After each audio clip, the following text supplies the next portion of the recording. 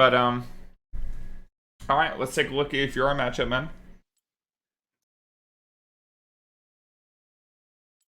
Page is good. Something you can also do instead of the Alacrity against Fiora specifically, you could take Last Stand and Triumph rather than Triumph and Alacrity. I like Alacrity into Jack specifically, just because it's you can thread in extra auto attacks on your trades with the extra attack speed. But against Fiora, it doesn't matter as much, just because a lot of times you're going to be spinning into her and then staying away from the battle. So I will say the no attack speed and extra AD really just bamboozled me. I wasn't flexible enough to play with it. My CF rude. Yeah, so I see you also took, okay, you got 3%. So you took double Adaptive Force, right? Yeah. 30 seconds until minions spawn. Alright, since there's already the Fiddle Ward, you should actually watch up here. You taking a look at that Discord screen share, right? Yep. Nice. So you actually took away her bone plating and got a pretty decent trade.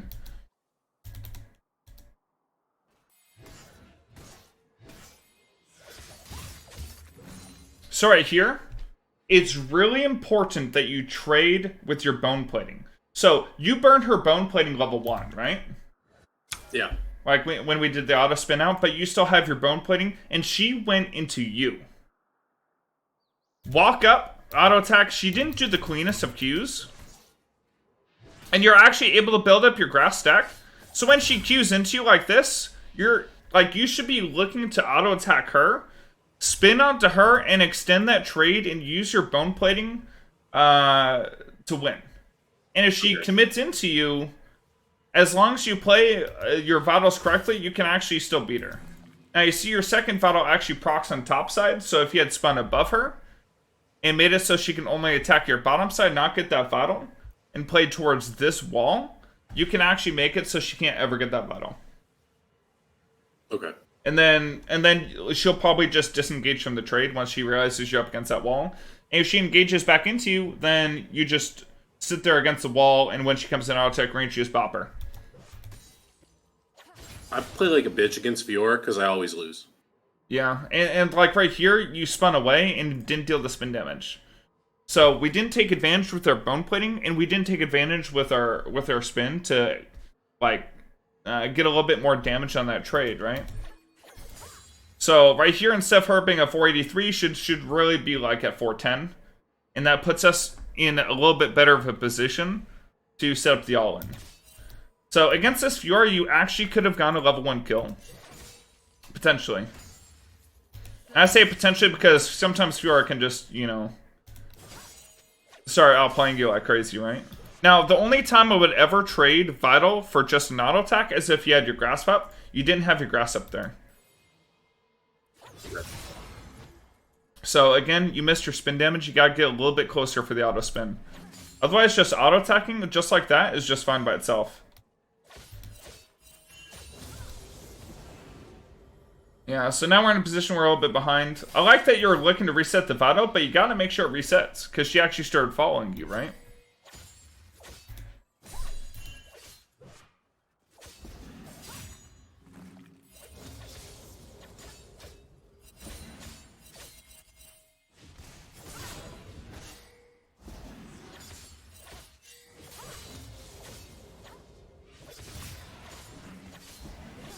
Man, we're missing all of CS. Yeah, I don't want to talk about it. It's bad. Oh my lord. Wait, oh. Oh, buddy. Of all those minions, you got 2 CS. Oh. I'm going to blame the double adaptive force. Okay, so... here's what really happened. You fell behind in trades, right? Yeah. And you miscalculated that minion, and then you end up messing up this minion too. And we looked to try to trade with Fiora, rather than just getting the CS under turret. So like right here, we shouldn't put ourselves anywhere close to where Fiora can hit a Vital until we go up for the cannon. And we didn't get the cannon, rip. And then we walked up and hit Fiora. And we ended up missing a minion there because we walked up and hit Fiora. We walked up and hit Fiora there. Right here, we can auto and spin and just hit that one minion. But we didn't use our spin to get that minion. We shouldn't save our spin here just because we can't spin and be aggressive. We should spin just for the minion. Right here, instead of going for the minion, we went for a grass proc. I guess we got really pissed that the Fiora was attacking our turret. By the way, before 5 minutes, this literally does nothing. So don't worry that she's attacking your turret. In fact, this just gets minion aggro onto you. So you did, let's take a look, 331. So you're at 330, 323 health. She's at 525. Your grass auto does about 70 damage. You back off. And then you end up taking about 50 damage back. But realistically, that's worth for the Fiora. Just because you're getting lower and lower HP and she has HP advantage on you. And again, it messes up all your CS too, right?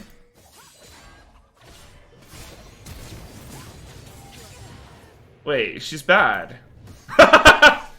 Oh, well then you get rolled up on. I think right here, we actually could have flashed up and bought time for our spins so that we can maybe trade 1-for-1 against that Hecarim. Did the charge kill me, or was it just the... or did he get a Q too? Right here, you can flash up to buy time for your spin. Because this is towards the end of his charge. You heard that noise, right? Or actually, you probably can't. You can't hear the noise in... No, you can't. But it's like towards the end of his charge. And you hearing that noise, you can flash up and spin away. And he probably won't commit here. And if he does, guess who picks up the kill in the back end? After he dives up here. The Fiddlesticks. Yeah, he does E and Q together. Probably just a charge would have killed you. But if you flash it... But if you flash and spun away, flash bought time for your spin, spun away, you could have potentially even bought time for your Q, and then your Fiddlestick maybe could have helped you and turned it. So, just something to consider.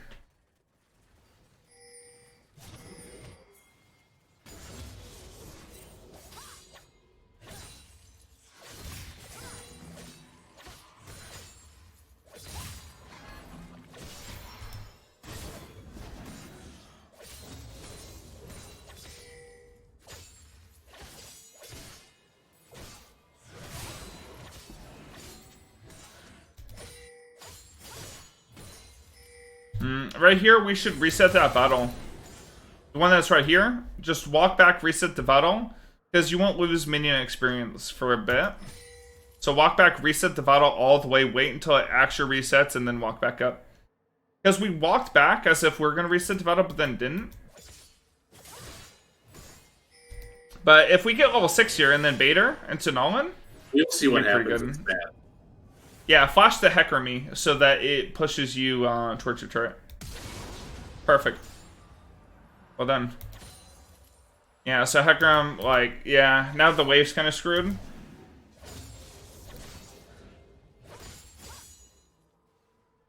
So right here, what I would do is I would, like, since you see your Fiddlesticks walk into top jungle, I would ping assist me. Oh no, you missed the cannon too, man. You're. I told you this was a pretty tragic CS game. Oh man, this is really is tragic. I mean, you know what would help you if you were just a little bit more smooth mechanically and a little bit more flexible, just like the shaving potential of the Braun Series 7 Flex shaver. The Braun Series 7 Flex electric shaver will make sure that you're flexible not only with your shave, but in length, man. It's great. Got 360 degrees of flexibility that you can use. Just type in exclamation mark Braun, use that code 360flex, you'll be set with that 10% off code. So right here, what happened, you warded too late. You actually could have killed her here. So, ward the bush. And you want to stay in between her and the escape path, right? But once that's happening, because you warded late, she actually gave you the slip because you actually end up walking up when you didn't need to. You just need to stay in between her and the turret. Make her queue up. If we did that, then she doesn't hit that vital. Because we can play around it with our spin. When she queues down, we spin down with her. That way she doesn't hit the vital and get away. And we can stick onto her, force her to use her riposte. And if she uses her riposte to disengage, then we can just crash the wave into turret as fast as possible and dive her while she has no riposte. Oh. Ooh. Told you it was tragic coming up. Oh, yeah. So make sure not just walk down, but walk to the side of where your vital is. And right here, what you can do, you can actually walk to the left and hug the wall, because there's no way you're killing this Fiora. Because you know for sure she gets a vital. Just hug over here to maybe try to get her to commit onto you. Against this wall. But yeah, she got the auto attack Q, that bursted you down before you could even use your Q.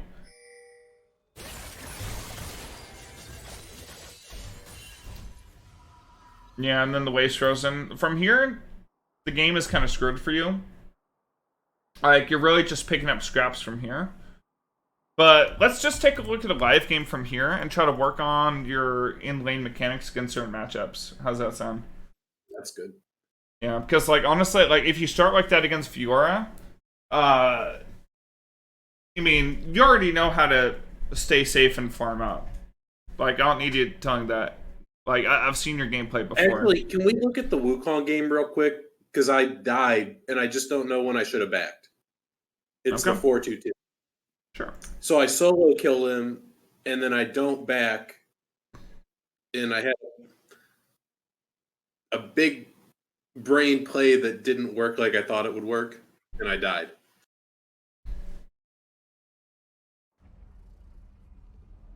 And then from there, it's pretty standard. I just want to know when I should have backed. The summoner's rift.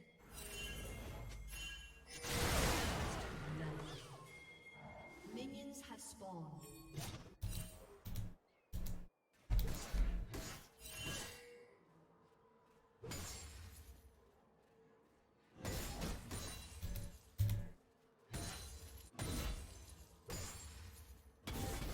Yeah, so Wukong didn't fight it at all level 1. No, he's playing real. Yeah, a better Wukong would fight you early. So. They said you got an early kill. I think it's like coming up right now-ish. Or maybe in a few waves.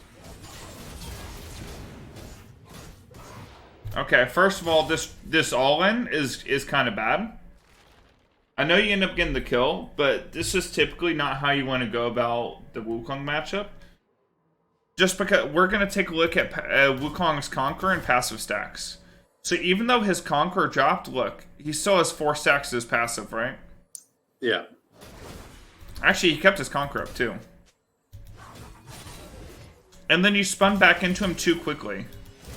Oh, actually his passive dropped, but his Conqueror stack stayed up.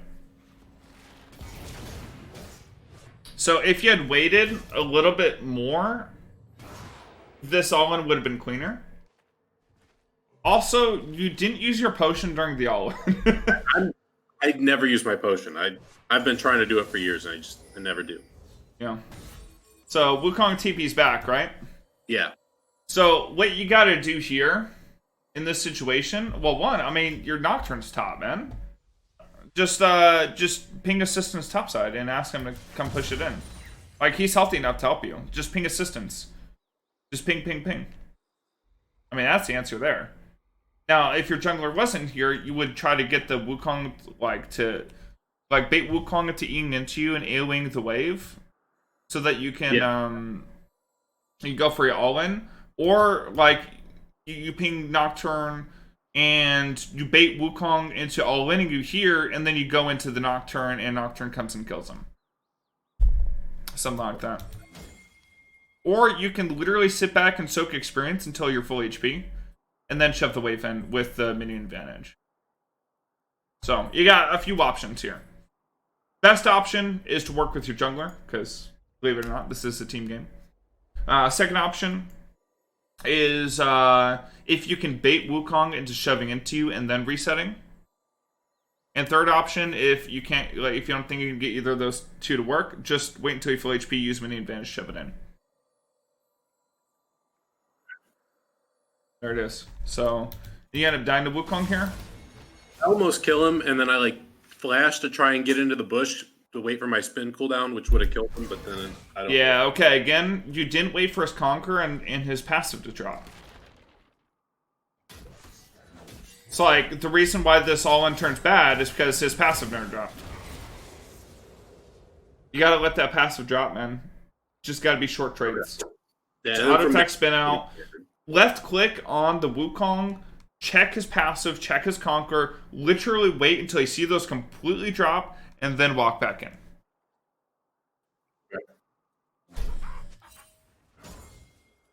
Yeah, and that'll fix your issue there. Alright, let's watch you live.